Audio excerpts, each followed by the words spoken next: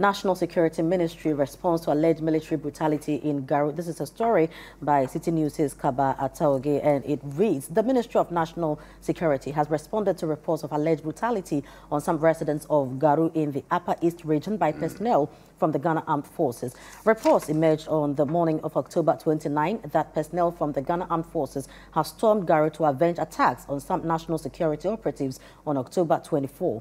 It was reported that the military's raid left many residents with various degrees of injuries and over 50 hospitalizations. The National Security Ministry, in a statement, debunked the reports and explained that it was a joint operation to seize weapons used in the October 24 attack by a vigilante group in Garu.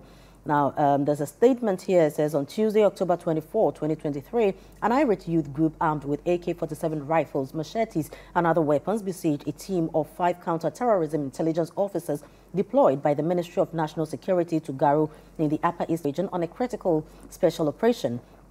Despite initial attempts to introduce themselves as national security personnel, the irate youth group proceeded to attack the officers by firing multiple gunshots at a black Toyota Land Cruiser in which the officers were seated. Following an escalation of the attacks on their vehicle, the officers drove to seek refuge at the Garu police station. The irate youth subsequently pursued the officers, encircled the police station, and fired multiple shots at Say, with the intention of killing the officers. The timely intervention of the Ghana Armed Forces enabled the safe evacuation of the security personnel from the Garu police station. Further to the aforesaid development, the Ministry of National Security and the Ghana Armed Forces on Saturday, October 28, 2023, conducted a joint operation in Garu to seize weapons used by the perpetrators of the attack on the national security personnel. A number of the perpetrators have also been arrested. The Ministry of National Security deems the attack on the security personnel at a police station highly unacceptable and strongly condemns acts aimed at intimidating and harming officials of state security and intelligence agencies and impeding them from effectively executing their mandate to safeguard the peace and stability of Ghana. Whereas the Ministry of National so it just goes on and on and on. I'm sure you can visit the Citi newsroom to get details of what really the statement is saying. But Eric, so yes, there has been an issue, okay? Right. Personnel deployed to Garu to find terrorism, and then they attacked. Now, in bringing sanity, people have died. Somebody has died. People have been hospitalized. So really, what are we fighting? Thank you, Frema. Whatever transpired at Garu Timpani is rather an unfortunate incident. And I also join calls to condemn that incident that did take place. One, we are told 5 officers of the national security were in Garu, you know, as it were, to fight or gather intelligence on terrorism. Yeah. It happened that the people got offended. In fact, the youth got offended by their presence, and then they attempted introducing themselves as from people from the national security. And so they are not just any people that the people should be worried about. One thing led to the other. The youth were not convinced, and so they chased them. And then they went to seek refuge at the police station. Unfortunately, they managed to follow them to the police station, and then it was followed up with, you know, exchange of fire. You ask yourself, this is a security zone. In fact, the Boko Enclave, Garu, Timpani, you know the sort of situation they find themselves. And you ask and wonder, where are they getting AK-47 rifles? Yeah. Who licensed these rifles to them? In whose names are these rifles registered? Because I believe that if you are supposed to be in the possession of a rifle, you must go through the legitimate process, the legal processes to acquire one. And so you must be registered, you know, as a gun owner. And so when you have youth in possession of such weapons that are used by our security personnel, and you have these guys, you know, have them in their possession, quite a number of them. Yeah. So you wonder, really, what is on in the country? Let's not pretend to, you know, be ostriches, if you like. These same politicians are the ones who have been arming these guys. And then at the end of the day, if things don't go the way they want, they switch. And that is where the issue of national security comes in. You issued a statement that you were there to seize weapons, you know, on the day. Yeah. And that is how come you went in with the military, you know, to swoop or to make that swoop. Please, National Security Minister, we agree that it is a matter of national security. But ask yourself, within that enclave, what may have necessitated that attack on your people? Yeah. Were they just walking and then they were attacked? So if there's a saying that nothing ventured, nothing gained. And so if they were not, you know, in harm's way, if they had not attacked the youth also in any way, do you think they would have also just attacked them out of the blue? So please, a proper investigation must take place. We should not sweep this under the carpet, under the guise of their national security operatives, so they must be protected at all costs. Right. The people within the enclave are also citizens of the country, and their rights and privileges must be protected. Right. So an investigation must be followed through to the latter. Let us find whatever cause may have led to it, and then whoever is at fault should be held accountable. Thank you. Right. So I'll come to you, Jeffrey. Now, my issue is, if we are going on an operation like this, you know, the people have AK-47, the people are armed, you know, you sent 5 people, you know, to go in there, you know, as against the whole community. No, don't laugh.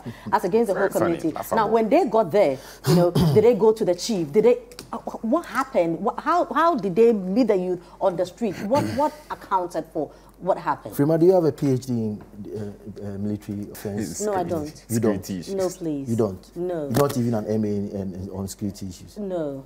I wonder how you quickly could tell me that a big area like that with 5 officials to go and I mean, I don't need PhD to ask this question. No, but you see, we have the National Board for Small Scale Arms doing something like that. Yes.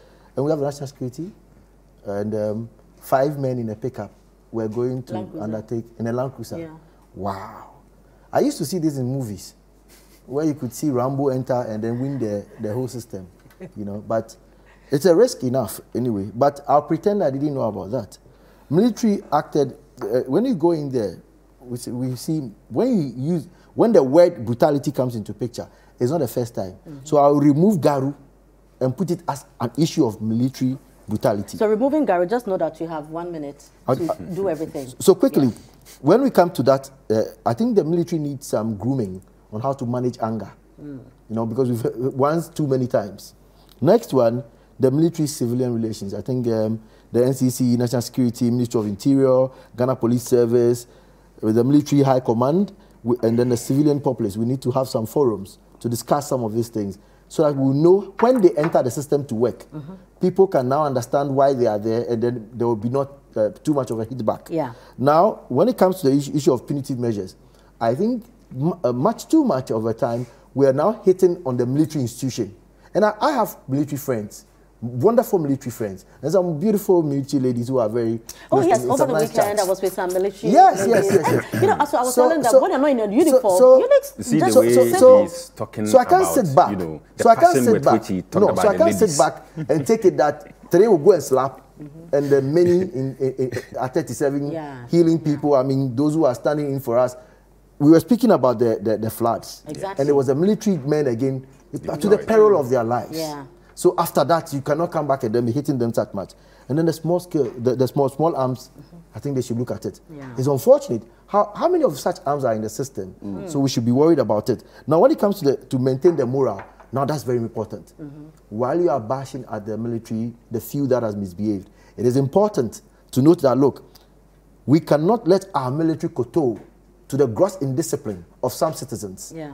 Look, there are some places in this country, if it doesn't take some bullying and some, you know, some toughness, we cannot handle them. But innocent people should not be affected. In as much as I've said that, like I've said, we need to, when the signals are clear, Frema will hear a particular sound and will stay indoors. Yeah. And then it will be easy to flash out the many who might be in the ghetto doing something wrong. Yeah. So finally, I think, look, while condemning the behavior of those who went to the extremes, you know, sometimes in the cheaper lands, they say, now to a Kranisufu. Because some of these civilians, some of them, because of their past experiences, with a little trigger, they try to stand the way of the military. Yeah. And you know, once you are dealing with a big brother and a young brother, you see the military has been trained. That's why we don't use them internally, we use the police force. Yeah. We only back them up with the police force when things are getting out of hand. Because let me finally say this. No, they are in same old kakra. Into oye the open ball. Into o kono. I know to do so kakra. What I said. So they should beat us. Because of that boa. Let me end well. Yeah. You see, end well. There is no negotiation when a person has pulled out an AK-47. Yeah. Let me tell you this. That when it comes to a civilian pulling out an AK-47, like he rightly said, whether it was even registered, these are smuggled arms. When they are hitting back, you would need the military guy to go in there. There is no way of negotiating with a man who is wielding a gun. Yeah. The only way to match a man who is shooting kekekekekim is to shoot kekekekim. You see, so at that point, you see, there's no way you go and say, maybe when you watch too much movies, sometimes you think you go and say that, no, drop your arms, raise your hands. My brother, hands on the wheel. Yeah. We are talking about a young man who has actually come out with AK-47, firing unconsciously to the So our time is up. I'm saying final. Yes. You have been saying final for the past. See this government trying to speak to watch it to say, so you have to defend yourself. So some of the kids of the slap might be in self-defense. You won't tell the soldier to wait for a slap before to get back. Right. Just 10 seconds. No, we don't even have the 10 seconds. You are done. Can you mute their microphones? So in the coming days, look, we will take this off air anyway. We are overly using the military. Okay, hold on. So in the coming days, we will look at what happens, with investigations that will go on. How did this whole thing happen?